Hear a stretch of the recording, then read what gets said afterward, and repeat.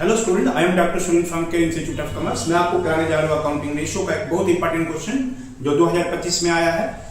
How to calculate the net assets turnover ratio and the debt equity ratio. ये बड़ी important ratio. आप कोई भी विषय का पेपर अगर पलट के देखेंगे तो ऐसा कोई पेपर नहीं मिलेगा जिसमें करंट रेशियो या डेट इक्विटी रेशियो का एलिमेंट ना हो। सो ये इंपॉर्टेंट है। आप देखिए मेरे साथ कि मैं आपको कैसे समझाऊं कि जिससे आपको कोई फार्मूला याद नहीं करना पड़े। कैसे हम इस रेशियो को नेट एसेट्स टर्नओवर रेशियो या डेट इक्विटी रेशियो को मैं समझाता हूं। आप मेरे साथ देखिए। This is net assets turnover ratio. आप क्वेश्चन को पढ़ेंगे तो आप देखिए इस क्वेश्चन में आपको दिया preferential capital, equity share capital, general reserve, balance in the statement of profit. ये सारे ओनर के पैसे हैं, ओनर्स क्लेम है। इसको बोलते हैं share holder funds, share holder funds. और ये दोनों डिबेंचर और लोन, ये लॉन्ग टर्म इनको बोलते हैं डेट। अगर मैं इन दोनों को मिला लूं, shareholder fund plus debt, this is equal to net assets. इसमें कंट्रोवर्सी है। कुछ आथर हैं जो सिर्फ शेयर होल्डर फंड को नेट एसेट के बराबर मानते हैं। नेट एसेट का मतलब बिल्कुल वैसे ही हो गया। आपका घर है 50 लाख का, आपको मैंने पूछा लोन कितना है, आपने कहा 20 लाख, तो आपके नेट एसेट कितने हैं? 30 लाख। इसका मतलब अगर हम टोटल एसेट में से बाहर के लोगों को पैसा दे दें तो जो बाकी बच गया वो आपके नेट एसेट है। और अगर मैं इस कंसेप्ट को मानूं तो फिर शेयर होल्डर फंड ही नेट एसेट है। लेकिन बहुत सारे आथर जो कंफ्यूज हैं उनका ये मानना है कि शेयर होल्डर फंड जो है वो उसके लिए आप कैपिटल इंप्लाइड को लीजिए। कैपिटल इंप्लाइड हो गया कि कुल मिला के कितना पैसा लॉन्ग टर्म सोर्सेस में आपके बिजनेस में लगा है। तो कितना पैसा लॉन्ग टर्म सोर्सेस में लगा है, that is shareholder fund plus debt. So controversy है। आप अपनी बुक का क्वेश्चन देखेंगे तो आपकी बुक का क्वेश्चन का आंसर मैच कर जाएगा जब आप कैपिटल इंप्लाइड लेंगे, जब आप कैपिटल इंप्लाइड लेंगे। लेकिन बहुत सारे क्वेश्चन आपके मैच करेंगे जब आप शेयर होल्डर फंड लेंगे। तो आपको एक एलिमेंट पता चल गया कि नेट एसेट इसमें क्या है, और दूसरा है डेट, दूसरा है टर्नओवर। टर्नओवर का मतलब होता है sale, revenue from operation. This is turnover 72 lakh. So आपको मैंने एक्सप्लेन कर दिया कि इसका फॉर्मूला कैसे बनता है। This is net assets turnover ratio equal to turnover upon net asset. Ratio दो वेरिएबल के बीच का रिलेशन है। इसमें कौन से दो वेरिएबल हैं? नेट एसेट्स और दूसरा क्या है? टर्नओवर। टर्नओवर की जगह आ गया revenue from operation, revenue from operation.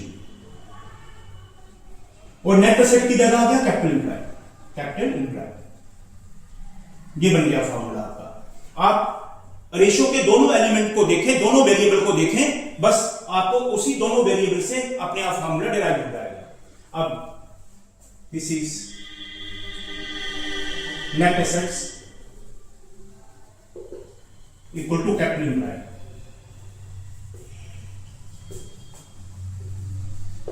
बताइए कैपिटल इंप्लाइड किसके बराबर है? Preferential capital. This is 8 lakh.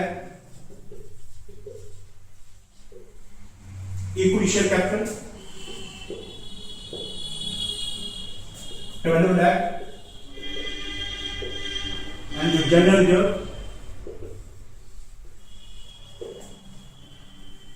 2 lakh. Balance in the statement of, balance in the statement of profit and loss. Profit and loss का मतलब हो गया, बैलेंस का मतलब पॉजिटिव बैलेंस, पॉजिटिव बैलेंस का मतलब हो गया प्रॉफिट। This is 6 lakh. अब ये सारे का सारा पैसा ओनर का है। अगर इनको मिला दिया जाए तो शेयर होल्डर फंड, अगर इसमें मैं लॉन्ग टर्म डेट को ऐड कर दूं तो कैपिटल इंप्लाइड। और कंट्रोवर्सी भी बता दिया। आप अपनी बुक के क्वेश्चन के आंसर के हिसाब से एडजस्ट कर लें। अगर वो कैपिटल इंप्लाइड से निकलता है आंसर उसका तो इसमें ऐड कर दीजिए लॉन्ग टर्म लोन। अगर वो शेयर होल्डर फंड से निकलता है तो फिर जहां तक ही लेना है। अब मैं कैपिटल इंप्लाइड ले रहा हूं 15% डिवेंचर्स, 15% डिवेंचर जो कि 4 lakh, 12% loan 4 lakh. Now add up.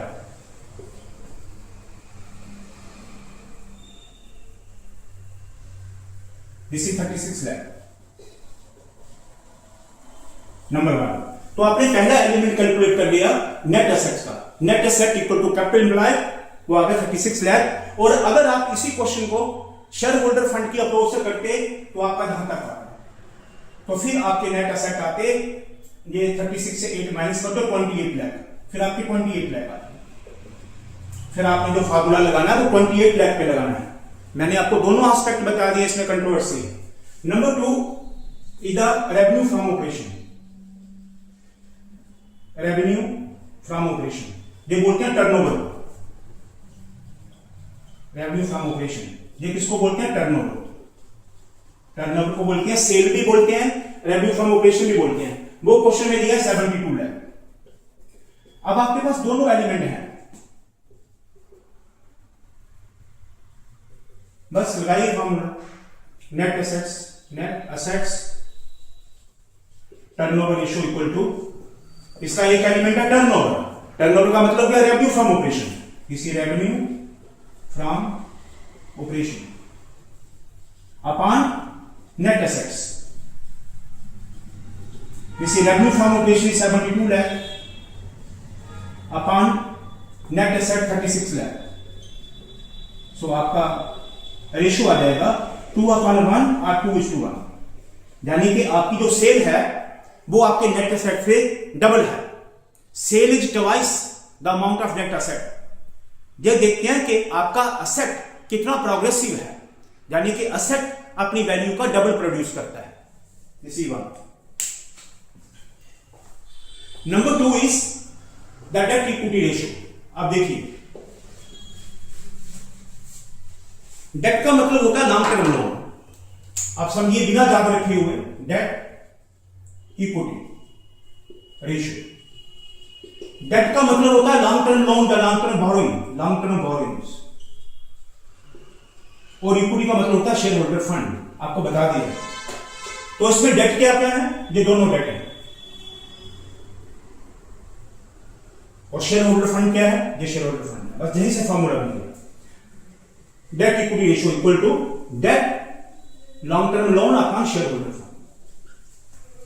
Date का मतलब लॉन्ग टर्म लोन, इक्विटी का मतलब शेयर होल्डर फंड। बस ये फॉर्मूला बन गया, debt upon shareholder fund. अब देखिए,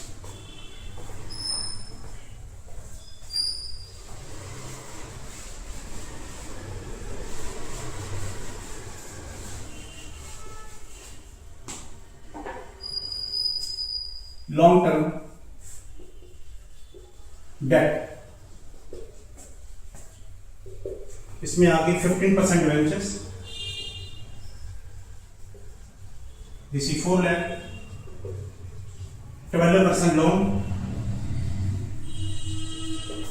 4 lakh, this amount to 8 lakh. तो आपके लॉन्ग टर्म डेट बन गए 8 लाख। दूसरा एलिमेंट चाहिए आपको शेयर होल्डर फंड, वो आपको पहले ही बता दिए। शेयर होल्डर फंड्स, बताइए शेयर होल्डर फंड में ओनर का क्या क्या क्लेम है?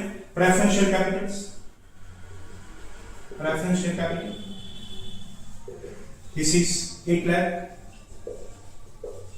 Equity share capital 12 lakh. General reserve 2 lakh.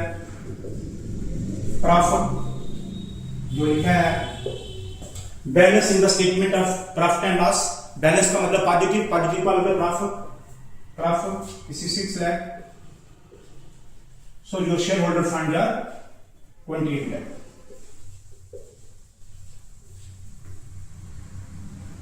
अब आपके पास दोनों एलिमेंट हैं, शेयर होल्डर फंड भी है और लॉन्ग टर्म डेट भी है।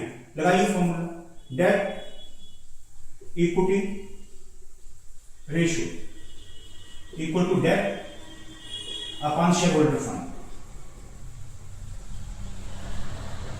सब्स्टिट्यूट करें वैल्यू, डेट है 8 लाख की upon shareholder fund 28 lakh. Debt equity ratio को हम पॉइंट्स में अक्सर निकालते हैं। उसका मतलब होता है डेट जो होता है वो इक्विटी की तुलना में कुछ पॉइंट्स में होता है। जैसे 1 रुपया अगर इक्विटी है तो 0.5 डेट है, तो हम इसको पॉइंट में छोड़ देते हैं। तो करें 8/28 दिस अमाउंट टू 0.29, 0.2857। जब थर्ड डिजिट इसका फायदा उससे ज्यादा हो तो हम इसको राउंड कर लेते हैं, लिख लेते हैं ORR 0.29। ये देखिए, आशा करता हूं समझ आया होगा। देखते रहिए, चैनल को सब्सक्राइब करिए, फॉलो करिए, लाइक करिए, कमेंट करिए। कहीं दिक्कत है तो बताइए। मेरा प्रयास रहेगा आपको आसान से आसान बना के आपके डोर स्टेप तक पहुंचाया जाए।